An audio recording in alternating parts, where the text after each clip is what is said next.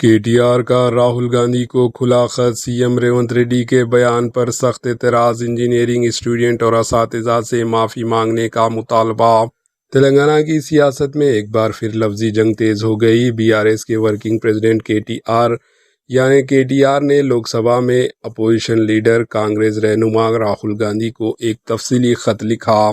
Letter میں کے T R نے الزام لگایا کہ تلنگانہ کے سی ایم ریونت ریڈی نے متعدد موقعوں پر انجینئرنگ اسٹوڈنٹ اور اساتذہ کے بارے میں توہین آمیزہ ریمارکس دیے، جس سے لاکھوں نوجوانوں اور تعلیمی برادری کے جذبات مجروح ہوئے ہیں اور ناراض ہیں۔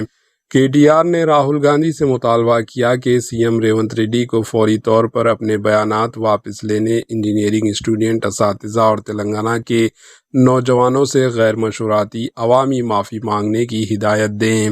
انہوں نے یہ بھی کہا کہ اگر راہل گاندھی اس معاملے پر خاموش رہتے ہیں تو اس میں ان متنازع بیانات کی تائید سمجھی جائے گی۔ اپنے خط کے اختتام پر کے ٹی آر نے کہا کہ تلنگانہ کے نوجوان ان بیانات کو فراموش نہیں کریں گے اور مناسب وقت پر بیلٹ کے ذریعے اپنا فیصلہ سنائیں گے۔ Bureau report, a news.